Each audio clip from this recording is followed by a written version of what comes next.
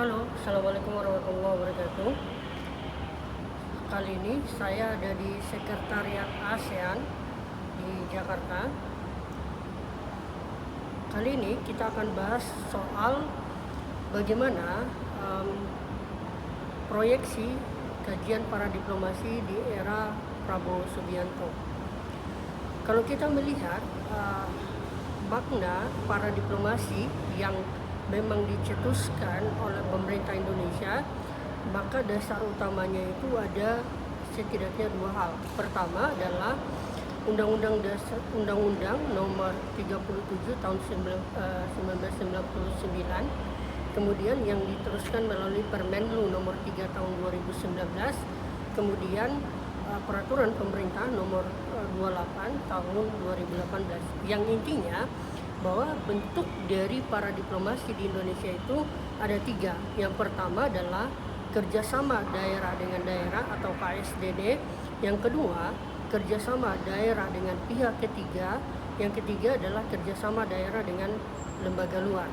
Maka kerjasama daerah dengan daerah ini bisa dilakukan antar kota yang ada di kawasan seluruh dunia. Yang sering dilakukan di ASEAN, misalnya ASEAN Smart City Network, BIMP, EAGA, dan beberapa program lain. Kemudian kerjasama dengan lembaga luar, misalnya kota bekerjasama dengan ASEAN atau lembaga Uni Eropa, dan yang ketiga adalah kerjasama dengan pihak ketiga, yaitu adalah kerjasama yang memang basisnya donor atau bantuan luar negeri, biasanya dilakukan oleh lembaga-lembaga NGO, misalnya Greenpeace, Oxfam, dan beberapa yang lain. Nah, terkait tentang proyeksi kajian para diplomasi di Indonesia di era Prabowo, saya melihatnya ada beberapa harapan yang membuat ini bisa berkembang pesat. Yang pertama adalah bahwa tahun 2025 terjadi pertemuan yang dilakukan oleh sejumlah pemerintah daerah di Indonesia yang dilakukan di Provinsi Sulawesi Tenggara yang membahas tentang produk hukum daerah, yang artinya peluang ini bisa menjadi koordinasi kolaborasi antar daerah untuk mendiskusikan legitimasi dan regulasi yang berhubungan dengan peran daerah dalam hubungan luar negeri, karena pada dasarnya sesuai dengan amanat undang-undang bahwa pemerintah daerah itu bukan hanya memiliki tugas untuk mengurusi hubungan lokal saja, tetapi juga berpeluang untuk melakukan hubungan luar negeri baik di level regional maupun global. Yang kedua adalah kerjasama, sebuah pertemuan yang dilakukan oleh Prabowo Subianto pada tahun 2025 yang lalu, yang juga menyertakan beberapa pemerintah daerah seluruh Indonesia bersama Asosiasi Pemerintah Daerah, yaitu APEKSI. Nah, tentunya ini menjadi peluang koordinasi antara pusat dengan daerah dalam melakukan dan mensinergikan antara kepentingan pusat dengan kepentingan daerah. Dalam konteks ini, Kuznetsov menyebutnya sebagai komparatif joint formula, artinya terjadi kolaborasi antara hubungan pusat dengan daerah dalam merumuskan dan mengimplementasikan kebijakan luar negeri. Yang ketiga adalah pada tahun 2026 yang lalu, yang saat ini berlangsung pada bulan Mei, maksud saya bulan Mei tanggal 5 sampai 9 yang lalu, terjadi lagi pertemuan yang dilakukan di Provinsi Sulawesi Tenggara yang difasilitasi oleh United City Local Government Asia Pasifik, yang dimana pertemuan ini bertujuan untuk mengurusi bagaimana kerjasama turisme yang berkelanjutan. Kita tahu semua bahwa Provinsi Sulawesi Tenggara menjadi tuan rumah dan tentunya menjadi peluang untuk mengembalikan marwah Wakatobi sebagai salah satu New Bali, sebagai tempat wisata berkelanjutan di masa depan, untuk tentunya dapat menambah devisa negara.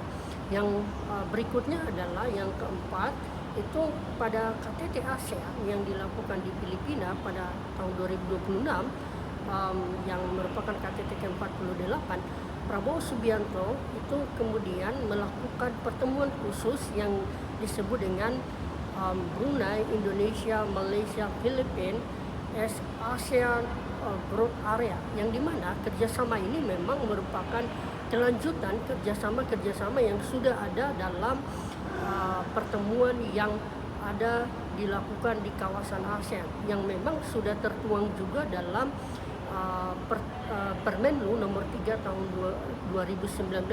Di antaranya misalnya BIMP EAGA, kemudian ada Sijori, kemudian ada Mayor Meeting, kemudian ada beberapa pertemuan lain yang memang ini menjadi dasar dalam pertemuan tersebut.